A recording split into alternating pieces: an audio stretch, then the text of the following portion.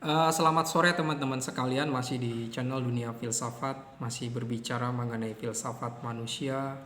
Kita akan membicarakan mengenai keseharian manusia yang mencari nafkah untuk memenuhi kehidupannya. Dan kita harus memahami bahwa kerja itu sebagai suatu identitas manusia juga. Karena bekerja dia bisa mengekspresikan dirinya, seharusnya bisa mengekspresikan dirinya. Tapi yang paling penting biasanya bekerja itu untuk mendapatkan pendapatan untuk memenuhi kebutuhan hidupnya. Dan itulah yang harus dilakukan oleh manusia. Sehingga perenungan mengenai pemuasan kebutuhan ekonomi ini sangat penting juga dalam kehidupan manusia.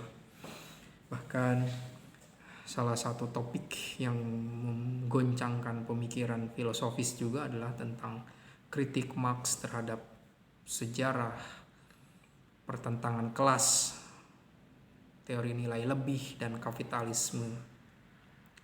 Jadi memang di dalam keseharian kita melihat orang yang memiliki kapital, mereka memiliki harta benda dan bisa cukup hidupnya, sedangkan sebagian yang lain malah ada yang tidak memiliki, terlunta-lunta di jalanan, mobilitas kehidupannya sangat tidak bisa meningkat. Hal ini menjadi suatu hal yang perenungan juga.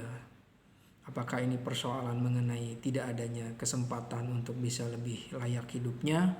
Apakah ada sistem pemiskinan yang menyebabkan seseorang menjadi keadaannya terlunta-lunta? Atau memang ada suatu pertarungan penguasaan?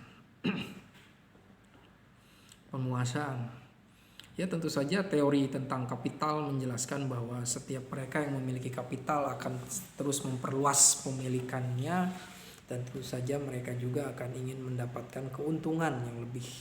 Meskipun negara misalnya sebagai representasi dari kerakyatan ini berusaha untuk melindungi tenaga kerja, tapi pada hukum ekonomi tentu saja mencari tenaga kerja yang murah, upah yang murah, itu sesuatu yang bekerja gitu.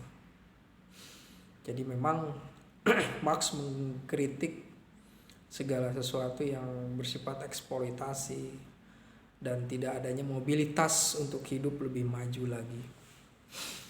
Jadi memang persoalan manusia ini bukan hanya persoalan metafisik saja, tapi filsafat praktis juga ya. Kehidupan kita sehari-hari mencari rezeki, mencari uang untuk kehidupan kita. Ada menarik di dalam Al-Quran dijelaskan, Bismillahirrahmanirrahim, Wallahu faddala ba'dukum ala ba'din fi rizki famalladzina fudilu biradi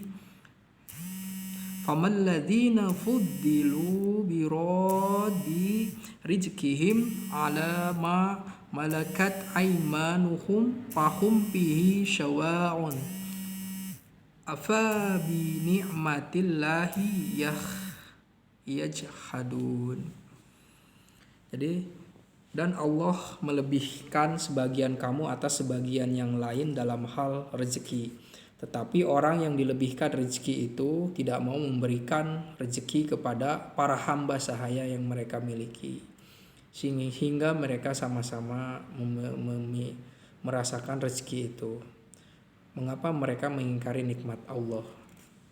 Jadi secara pendasaran teologis sebenarnya kecenderungan orang-orang yang memiliki kapital itu mereka tidak mau berbagi dengan sesamanya, dengan orang-orang yang miskin, sehingga memang kemiskinan ini menjadi suatu sistematis.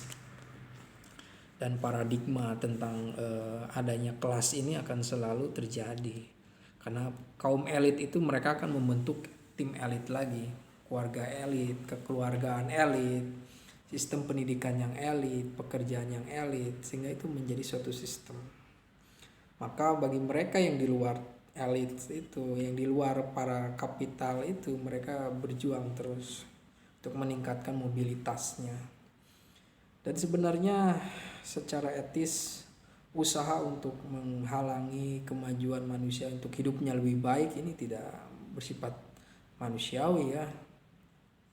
Dan tentu saja pendasaran teologis juga sebagaimana dijelaskan pada ayat An-Nahl ayat ayat 71 ini mendasarkan bahwa kecenderungan manusia untuk tidak mau berbagi kepada sesamanya, dan ini sesuatu yang kurang baik. Jadi secara teologis saja dijelaskan itu ada suatu kecenderungan untuk tidak mau berbagi, maka kita harus memeriksa diri kita sendiri sebagai upaya untuk mengenali diri kita sendiri, apakah hal itu demikian. Lalu ketika suatu egoisme itu bisa berkurang, baik diri kita mengurangi keegoismean kita, juga kita secara pelan-pelan untuk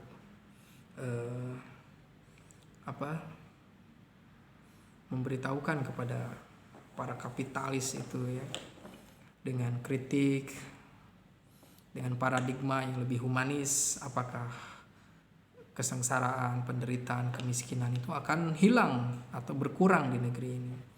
Tentu saja di negeri ini kemiskinan mungkin berkurang dengan tingkat kemajuan teknologi, juga pembangunan, tapi memang masih banyak yang memerlukan suatu bantuan untuk hidupnya lebih mobilitas lagi.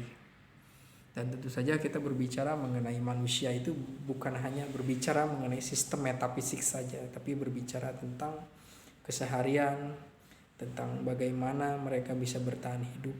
Dan ini sangat penting sekali, karena berfilsafat memang ada di Menara Gading, tetapi persoalan keseharian kemasyarakatan itu harus terumuskan oleh orang-orang filsafat.